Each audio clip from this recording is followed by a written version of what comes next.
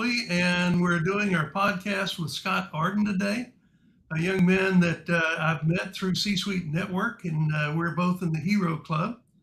And Scott is a gentleman that has a very long history and a company name that is very different than what he does. So he's in the process of changing his company name, but we're going to talk about where he is today, and that's Controllers Limited. Scott, you started your first company at 19 and walked away from an engineering path, which seems kind of strange for math and other things at Oregon State. When you did the math for business, what did you see back then that most people your age did not? Well, as I said, thanks for having me on.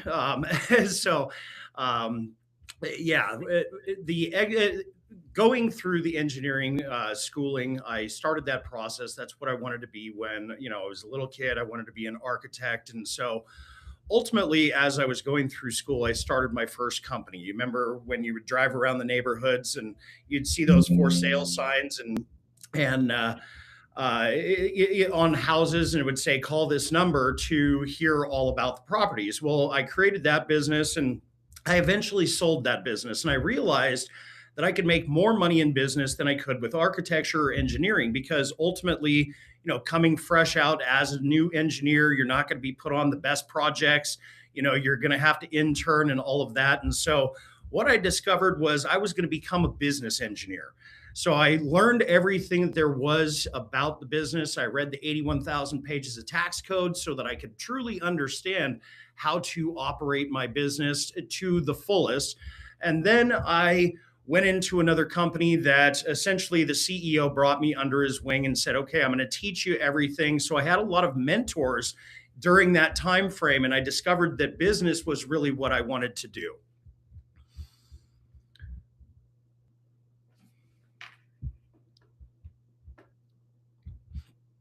The hedge fund that I was working for failed and gave me an opportunity to work as an interim CEO or CFO, pardon me.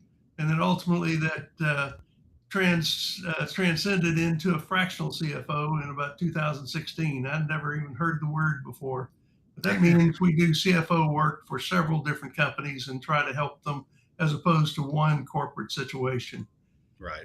You've said that your driving force for this legacy was your son and granddaughter. How did protecting other families' wealth change you thinking about your own?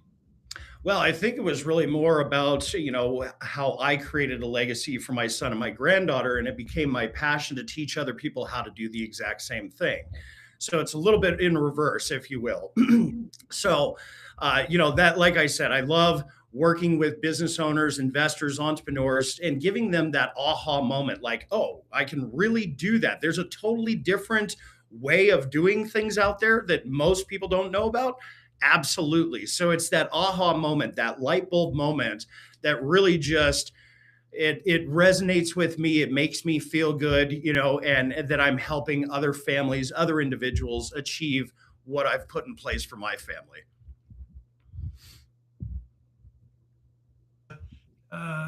You've been in the engineering world. Most people leave engineering because the math is hard. You left it because you wanted to do more math. I just didn't quite get there. So, let's say your whole message to owners is losing ground, not because they built wrong, but because nobody protected what they built. Absolutely. Where does your protection actually break down that for them to help them?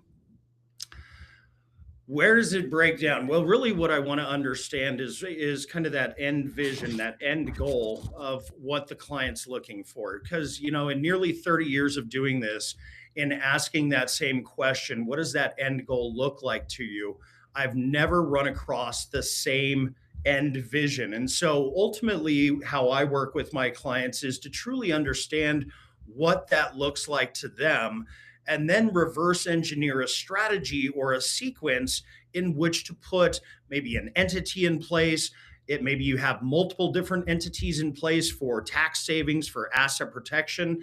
And if your ultimate goal is to create generational wealth, then, what step do we put a trust in place for your estate planning? Or maybe your estate is exceeding the lifetime gifting exemption and we need to use a different type of trust. So again, it's really understanding what that end goal looks like and then reverse engineer the strategy. I think that answers your question. Structured more than 50,000 entities. So you've got a new owner walking through the door. What is the mistake you see over and over and over again before they ever meet you? Let's walk through a new guy walking through the door talking about what they're doing.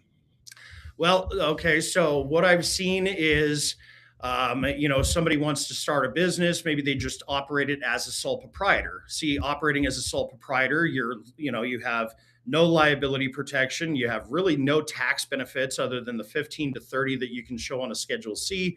The other one is they go out and form it themselves, thinking, I've filed my articles, I've got my EIN, I'm set, I'm ready to go. But that's really the biggest component, is trying to set up the entity yourself, not truly understanding what you're doing. And ultimately that exposes you to liability, not only liability from the business perspective, that if the business has a lawsuit or an audit, are you truly protected because you don't really have the right entity structure in place or the right paperwork. That's one of the bigger components.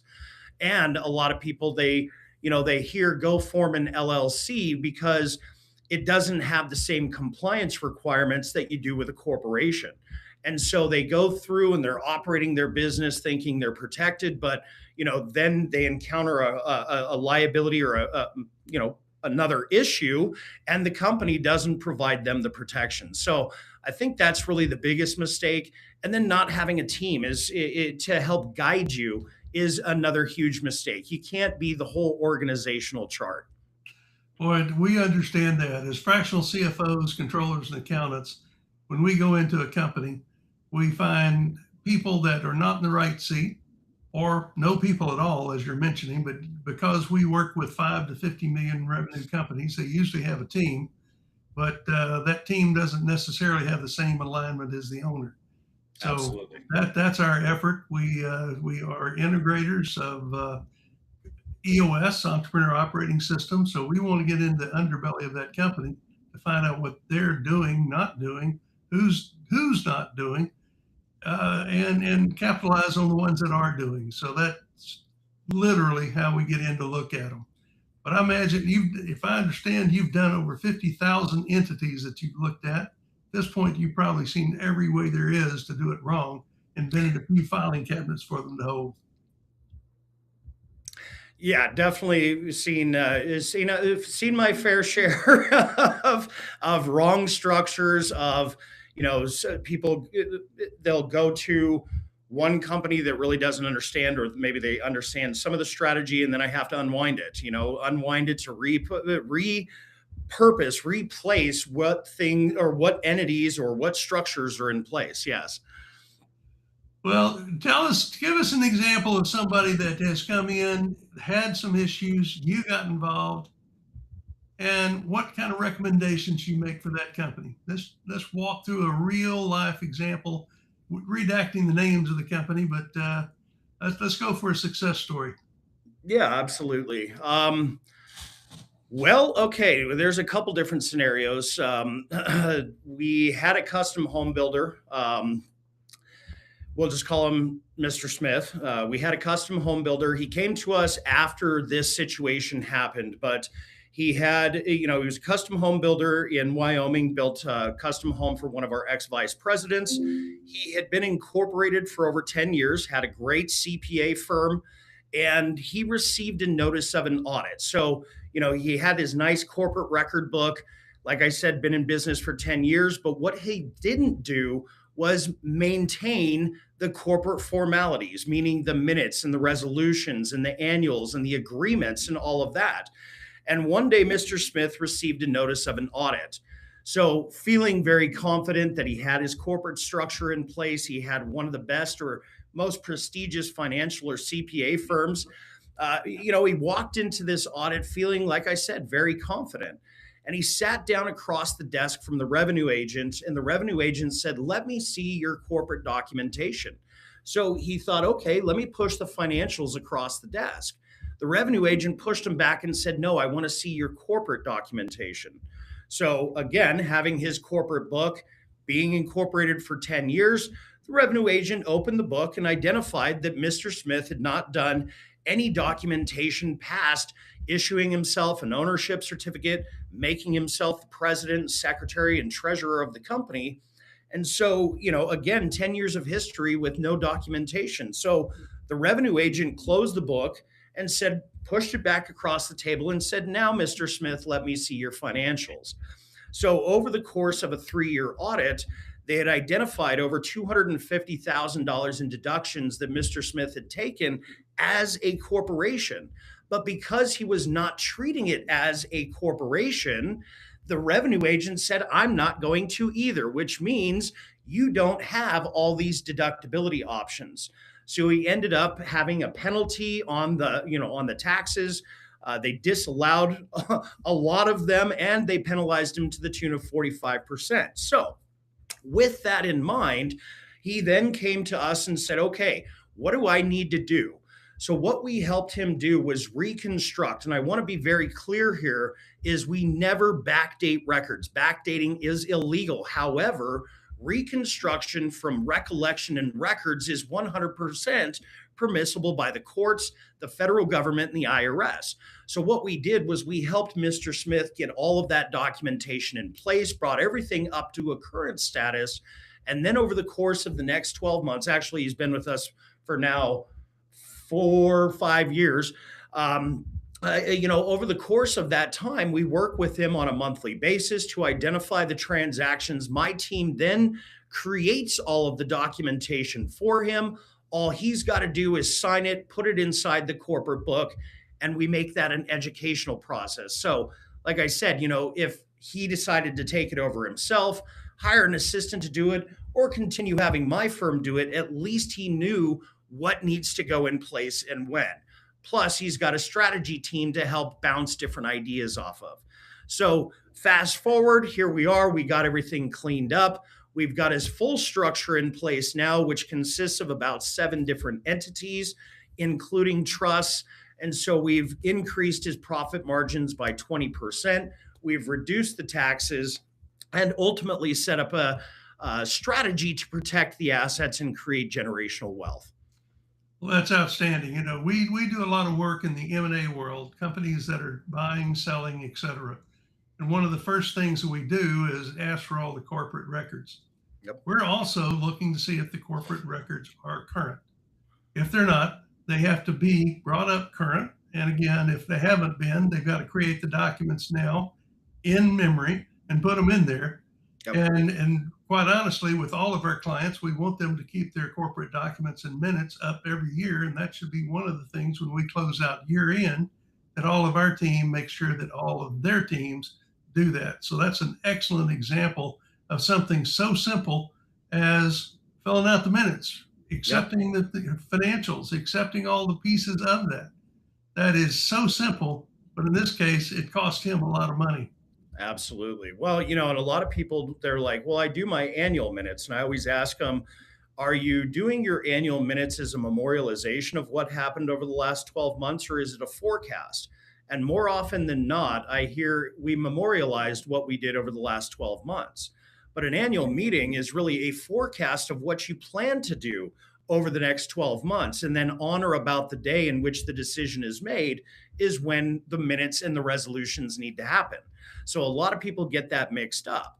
So again, we help get all of that in order.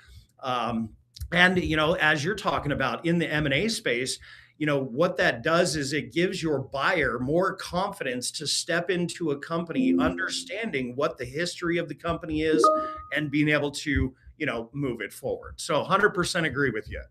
All right. Well, you've written about the sheer size of the tax code. For the owner who already feels like they pay too much taxes, where does the overpayment usually hide? Missed deductions, not having the right method of taxation in place. I mean, there's a lot of different things. Or even having somebody who is a tax strategist. There's 2 different types of CPAs. There's more the historical, this is what I've done for my clients year after year. And then there's the CPA that says, hey, here's some ideas you should be considering in your business. A lot of CPAs aren't familiar with the deductibility options, the 233 to 305 different corporate write-offs that businesses can take advantage of. So a lot of them stick within that 15 to 30, kind of that Schedule C, Schedule E type of scenario, where we're missing out on so many greater opportunities through deductions, through more use of your money up front, which ultimately results in paying a lot less in taxes. No doubt. I reached a few years ago. I ran across something. I'm going, what is this? And it's the Atlanta rule. Are you familiar with the Atlanta rule? The Augusta rule? Yeah, the Augusta rule. Yes, absolutely. A lot of people miss that or don't employ it. Where again, we as individuals can rent our personal residence out to our business, and that's each one of your businesses can rent our house out to our business for up to 14 days a year. And that is completely tax-free income to the individual, the owner, and becomes a tax deduction to the business. So that is a huge one, right? A lot of people still pay for their cell phone personally, which is a post-tax expense. Whereas if you move the plan into the company, it becomes a pre-tax deduction, right? Internet, I mean, the use of vehicles, there's so many different things that people aren't taking advantage of that are costing them, and obviously, keeping them in that higher tax bracket. Well, the line between smart and legal tax strategy and the aggressive stuff that gets people in trouble, how do you keep the clients on the right side of it? We have that to deal with all day long. Yeah. Well, it's working with, the right team, having, the CPAs involved and having the attorneys involved is necessary, because when we have the team working in unison rather than in silos, we can kind of keep them in line to say, well, let's not venture too far that way, or let's not venture too far that way. We need to keep it within the rules. So it's having the right team, reining people in. A lot of people like to say, well, I'm going to use my business card for personal, or vice versa. And so again, we need to make sure that we're operating appropriately. Well, the tax code runs tens of thousands of pages that nobody has read cover to cover. Years ago, I actually did tax returns for companies, and I had a full wall of Research Institute books. I don't know if you go back that far, before we had the internet and all of the access to stuff.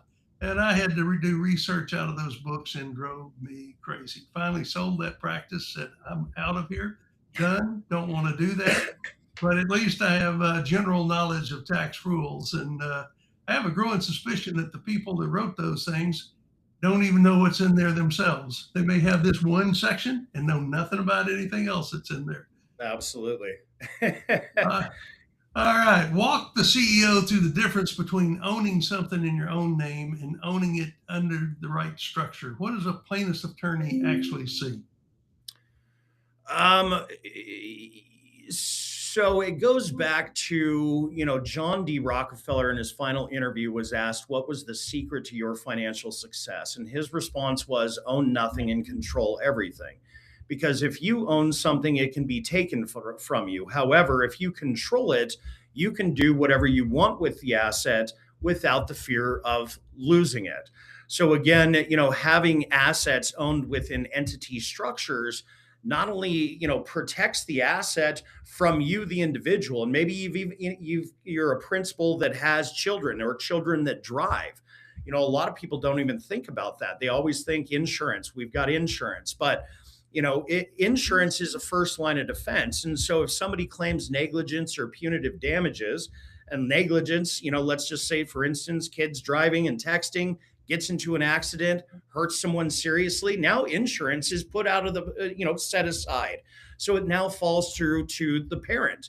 And if you, the parent, own these assets, they're exposed to liability. Whereas if we have all the structures, or all of the assets, I should say, in entity structures that are in turn owned by trusts, and you're the officer, that gives you full control over the asset. But you can honestly say, without penalty of perjury, I don't own it. The trust does. So, there's a lot of different structure. And like I said, there's not a one size fits all. Every family, every situation is a little bit different. We just have to evaluate what we're working with, what that end goal is, and design the strategy appropriately. Well, it's formation is the easy part, and compliance is what holds up in court. For the owner Yes. who set up an LLC years ago and never touched it, what should they check tomorrow morning? Well, first thing would be is do you have where is your corporate documentation? If they set up the LLC, they got the EIN but haven't touched it in years, where is the corporate documentation? Is it in a drawer somewhere? Is it in a file cabinet? Do you even still have it? Next to that would be, do you have a proper operating agreement in place? Because the operating agreement is one of those governing documents. It says how the members are to operate within the business, when the annual meetings are. Should there ever be an internal or external dispute, this is how it's to be handled. So it would be articles, EIN, operating agreements. Do you have a corporate book where you're keeping all of your corporate records? And then when was the last time you, in fact, did a meeting? Now, a lot of people think, well, it's just myself. Do I really have to sit down and have a meeting and talk to myself? And the answer is yes. As schizophrenic as that may seem, you do have to sit down and have that, have that formal meeting. I always say it all the time. If you see me talking to myself, just kind of leave me alone. I'm having a board meeting, And so it's ensuring that we have the right documentation in place. So those would be the things that somebody should be going to look at to make sure that they're structured right. And if you have questions, reach out to a team like ours to help provide that guidance and what you might need to put in place to bring it current. Somewhere out there's an LLC you formed in 2015 and have thought less about your gym membership. Make us take that down to how it makes you feel about that.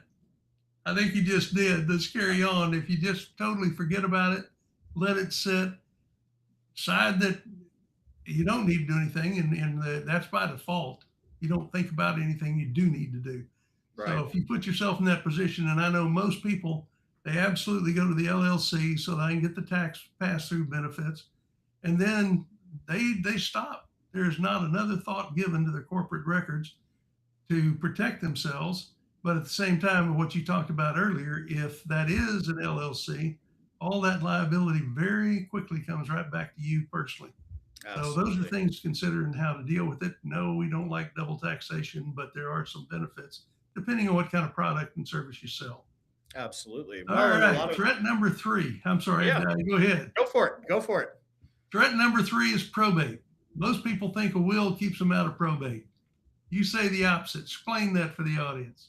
Yeah, absolutely. So roughly 56% of Americans procrastinate on setting up their entity, or they've been told that they are not a probate state, and just to create a will.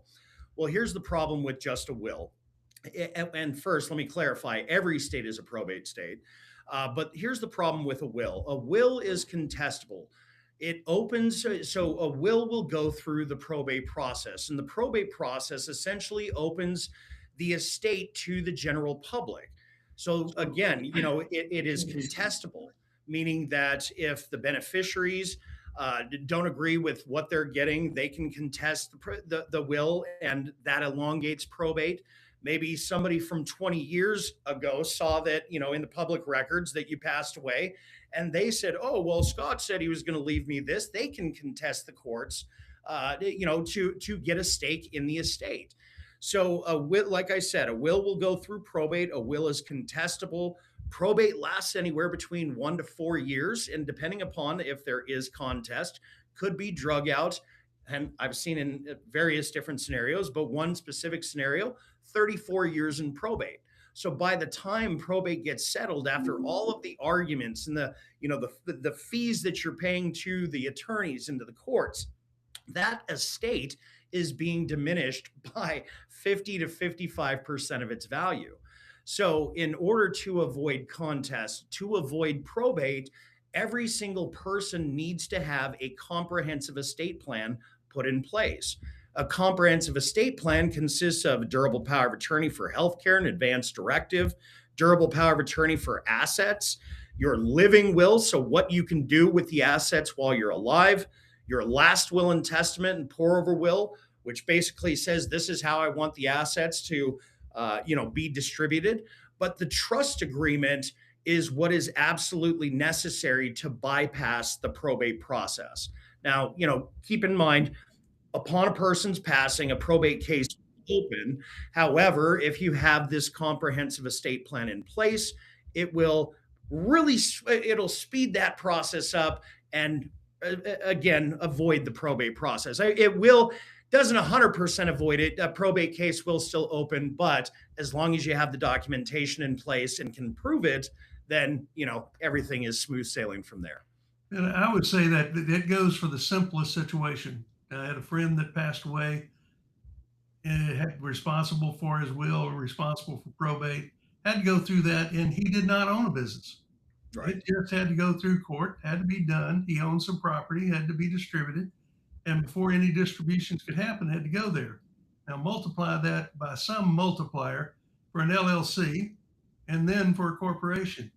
So I absolutely can see the benefit of having it where it moves easily as opposed to with great pain and structure. And if you're not up to date, you're in trouble. Absolutely. All Well, right. the other problem with that is, let's say you're in partnership with someone, and you each one of you are owners within that entity. So say, for instance, you and I are partners in an LLC, and maybe I don't have a trust or you don't have a trust. The problem with that is, if something were to happen to, say, me as a partner in the business, my portion of the business is going to go through the probate process, which freezes the operations of the business, meaning no asset or no money can be paid out. Money coming in obviously has to be accounted for. So it can create a situation in partnership. So we're always got to be evaluating where we're at in business. Are we in partnership? How are they structured? How are we structured? Because that is one of the biggest ways of attacking or taking down wealth. Well, you're seeing it on the end goal. Jason and I see it constantly on the mid goal, and that be when they're trying to sell a company. If you don't have those partnerships or those agreements in place of buy-sell agreements, of right of first refusals, of everything that goes in there, and in the event of death, what happens? If those things aren't in place, it can kill the sale of a company before it ever gets started. So if those aren't taken care of, and that comes back into you, I know have been a partner in many M&A transactions where you've been brought in to look at these documents and try to get that company ready for sale. So we're in the middle of the largest wealth transfer in the history of the country at this point. And it raises the situation, we got the baby boomers that are moving out, and the new generations that's moving in, they don't have similar desires of running companies, owning companies, et cetera. So there is a boom of companies and their owners that are on the market that want to sell because of this aging population. What are your thoughts there? Yeah, I 100% agree with that.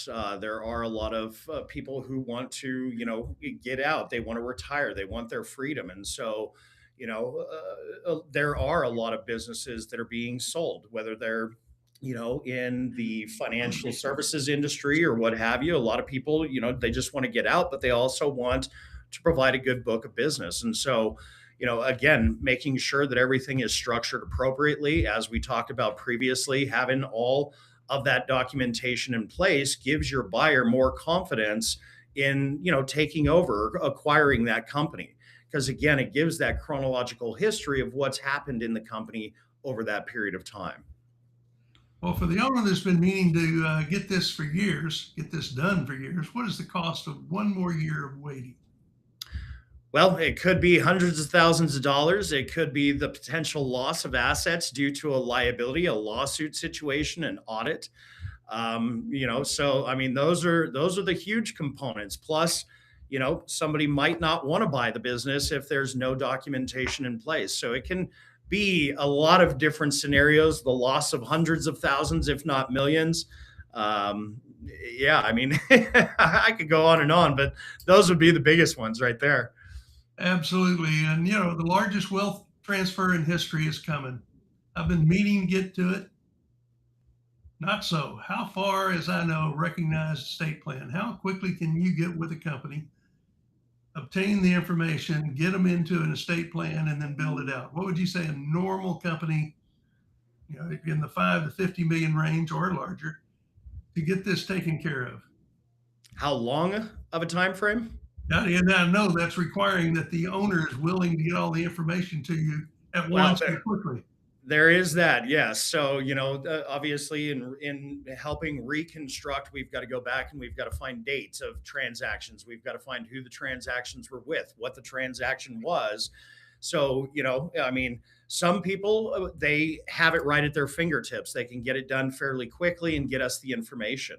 Others, depending upon how far back we've got to go, it's hard to find the information just because we've got contracts flying here and there. And it's like, yeah, I did a bunch of contracts, but I don't know where they're at.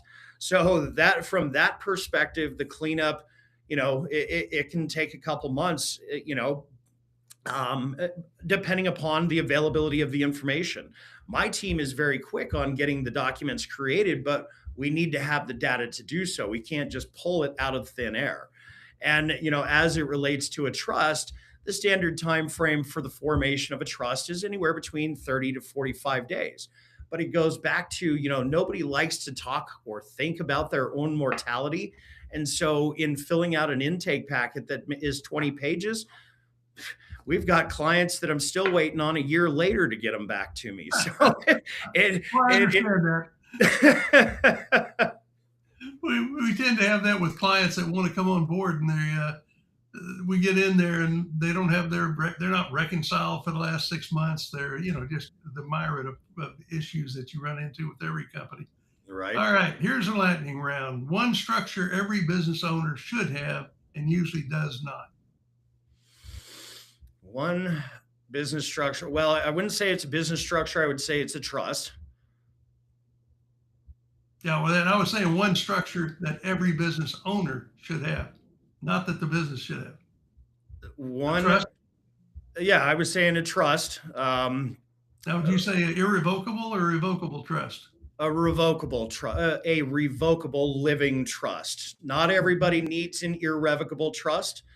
If you're in a very high liability profession, like a surgeon or, somebody of that capacity, absolutely might need an irrevocable, but the standard individual doesn't typically need an irrevocable trust, but they do need the living trust. All right. And how does the living trust help them? You've touched upon it before. Let's summarize. Why would a business owner have value and need a living trust? Well, so again, if without a living trust, not only will the personal assets, but now the business assets will go through the probate process. And like I said, it is contestable. There's no real succession plan put in place, right? So, that's the big component. All right. What's the single most expensive myth you hear from your new clients? Single most expensive myth. Form an LLC because they don't have the same compliance requirements as you do with a corporation.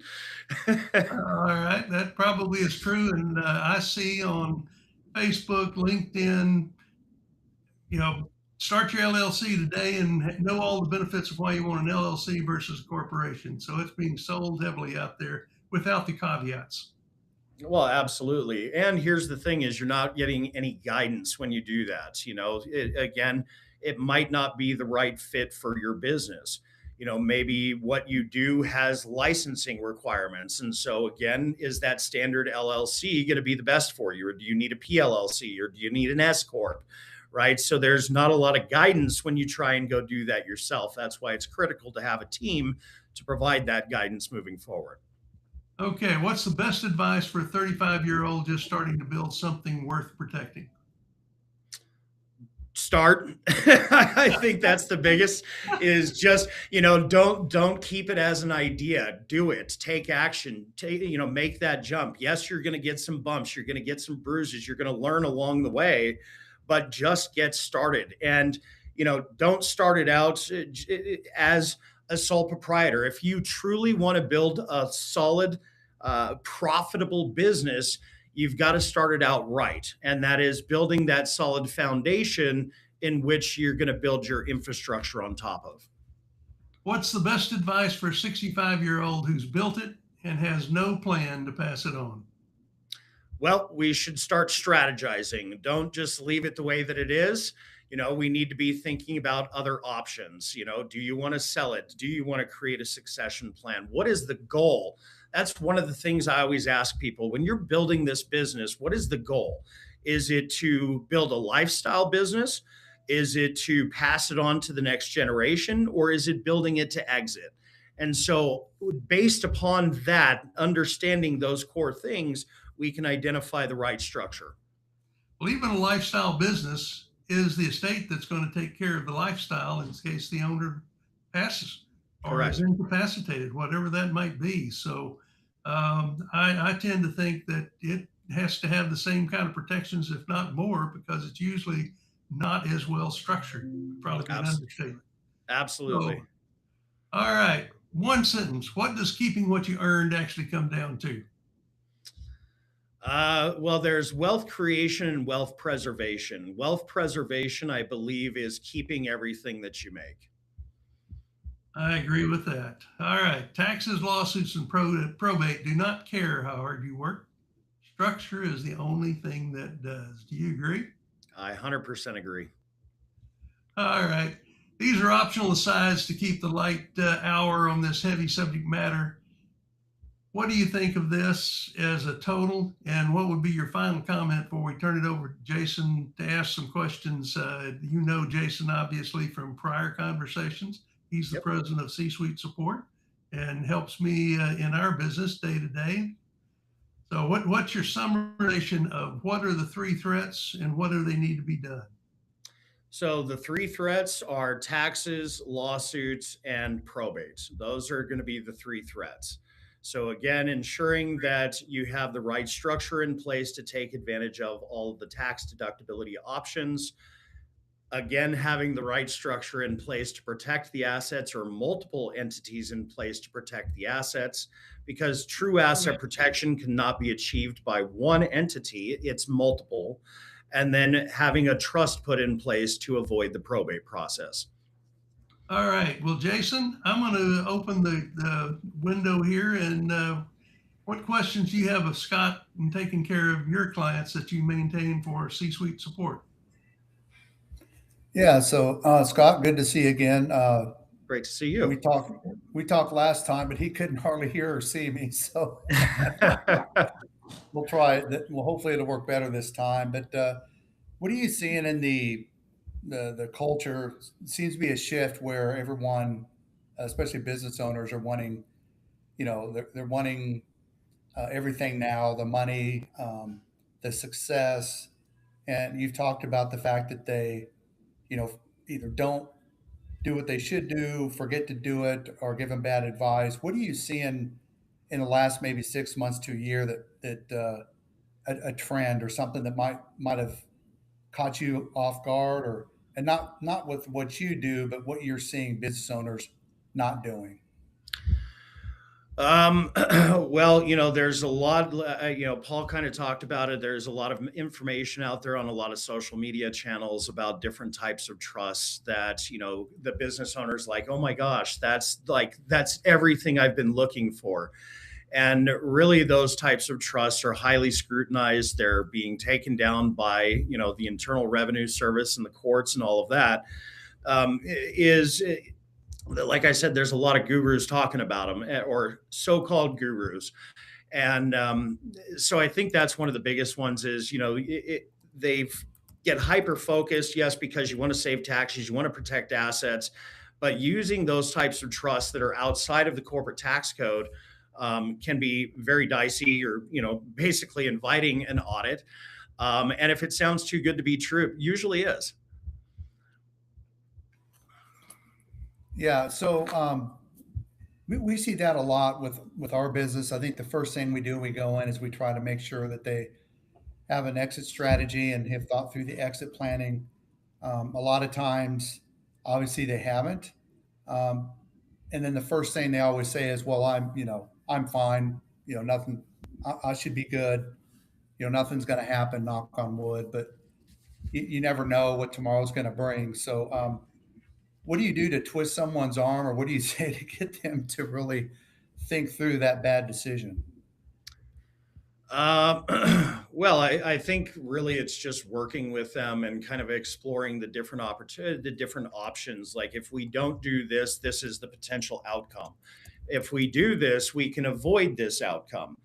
So again, it's really understanding what that end goal is for them and reverse engineering the strategy to really put that in place. Okay. All right, Scott. Well, I appreciate the opportunity of talking with you today. We are going to be posting this. It is going live right now on LinkedIn and Facebook. So we will be reposting it, and we'll send you information on this for us to continue. And hopefully today was a little smoother with the broadcast and the podcast and listening to everybody. So any last questions or thoughts you have for us, Scott? No. I just, I appreciate being on, and that, like I said, this is my passion. I want to teach other people how to build that legacy, to protect the assets that they're really, of what they're building. And so, it's, let's have a conversation. If there's questions that have been brought up in this conversation, let's reach out, let's have a conversation, and explore what options you have and what strategies maybe could be put in place to, again, protect the assets, reduce taxes, and ultimately create that succession plan or that generational wealth. Well, that's outstanding. Well, thank you for joining us today. Thank you, Jason, for participating. And we will see you next week in the Hero Club. Perfect. All right. Thanks for having me on, guys. Take care. Bye-bye. Bye.